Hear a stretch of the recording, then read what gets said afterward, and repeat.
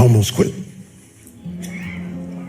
I'm a country boy. I'm from West Virginia. I don't know nothing about this big time stuff. I never even asked to be big. I wanted to be effective, not famous. Famous is the consequences of being effective. I didn't know nothing about being famous and I didn't like it. And so there I was, and when you're first new, everybody attacks you first and figures you out later.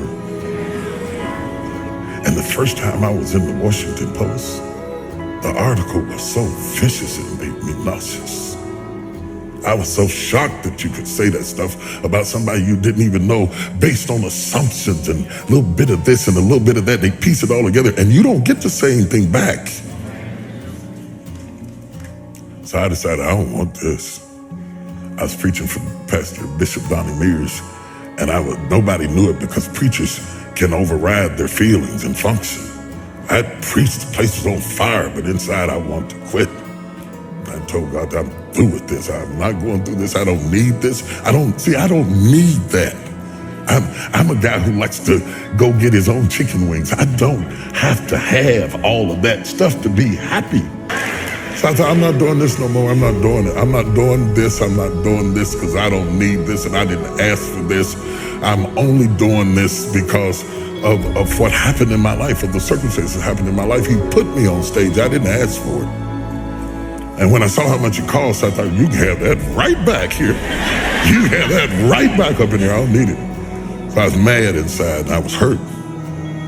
And I stayed up in the fellowship with the pastors because I didn't want to go back to my room and sulk in my own sorrows. And they said, there's a lady downstairs waiting to see you. The service was over and the fellowship was over. The pastor was starting to leave. I was trying to outwait her. I thought she'd give up and leave. And when I finally came down the steps, she was there. And she was just a willowy bit of a woman. And she said, Bishop Jakes, she said, I've been in the hospital. She said, I was pregnant in my fallopian tubes, and the baby died in my tubes, and I was carrying around a dead baby, and the toxicity from the baby almost killed me. And she said, the only thing that kept me alive was hearing you preach. She said, if you hadn't been preaching to me every day, I swear I would have died. And then she looked at me and she said, it's for us. It's not for them. It's for us. It hit me so hard. I didn't even get her name.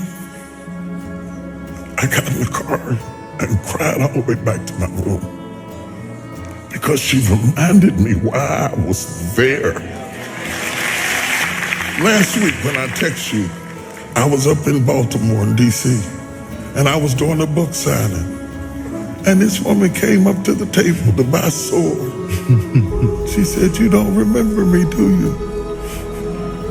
I said, no, she didn't even look like the same person. She's all dressed up and gained weight. She felt like she wanted to say, wow. She said, I met you in the bottom of Donnie Mears church years ago, and I burst into tears. I lost it. I stopped the signing, and I jumped up and hugged her. If it were not for that woman,